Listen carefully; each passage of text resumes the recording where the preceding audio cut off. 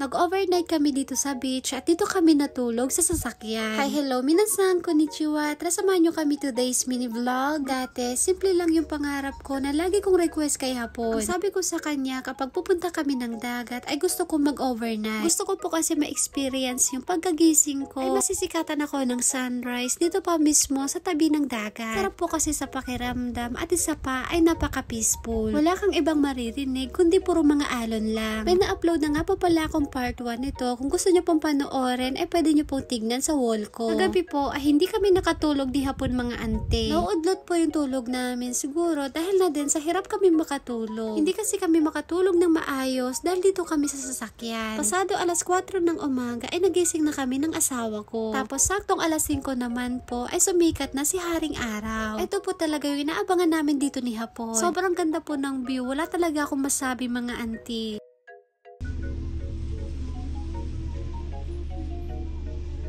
Lumabas na nga ako ng sasakyan para mapil ko naman tong moment na to. Sa mga oras nga po pala na to, ay tulog pa si Kenshi. Ang sarap sanang umupo dito na meron kang hinihigop na kape tapos meron pang kasamang pandesal. Kaso nga lang, wala po kaming kape at wala rin kaming pandesal. Kanina ang sarap ng upo ko dun sa labas, tapos bigla namang umulan. Parang ang sarap na lang tuloy kumanta ng lagi na lang umuulan, charot lang. No choice po kami, kaya dito ulit kami sa sasakyan. Para hindi maboring si Kenshin, ay naglalaro kaming dalawa. Sulat nga po si Kenshin ng alphabet, tapos meron pang kasamang mga insekto. O diba, kahit sa pagdodrawing, ay hindi talaga nawawala kay Kenshin yung mga insekto. Sugoy. Sariwa Kairo? 저요. Ang galing naman ng Kairo mo, anak. Ang galing naman. Siguro dyan.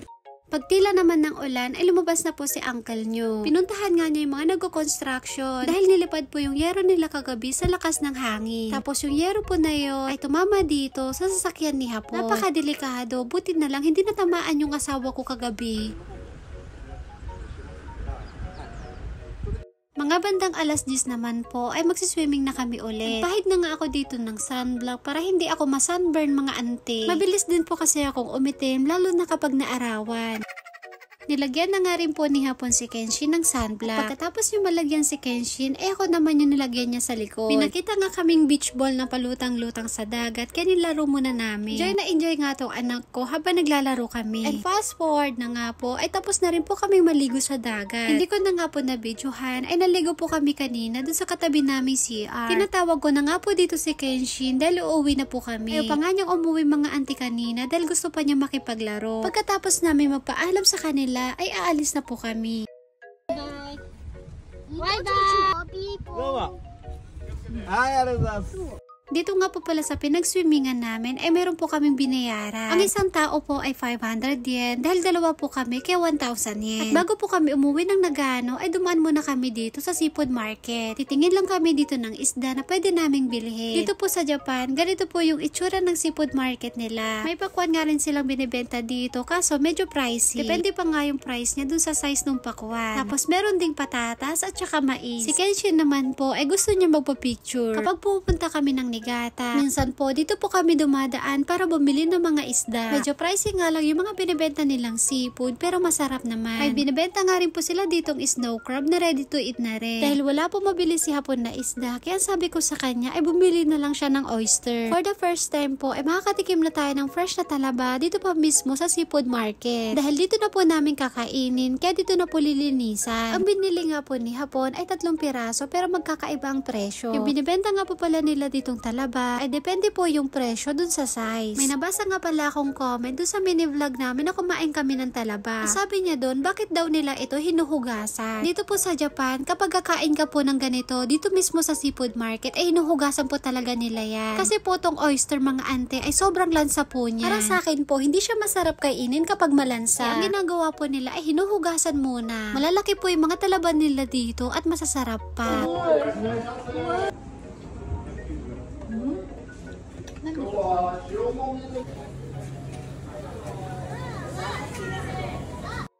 Pagkatapos namin kumain ng talaba, ay nagbayad na po kami dito sa counter. Tapos, bumili nga rin po pala si Hapon ng flap. Wala po kami nabiling isda, pero nakakain naman kami ng fresh na oyster. Masarap mga ante, lalong-lalo na kapag may lemon. Pero sabi nila, mas masarap daw po yung talaba kapag merong suka at saka sili. Habang nasa biyahe po kami, si Kenshi naman ay napakahimbing ng tulog.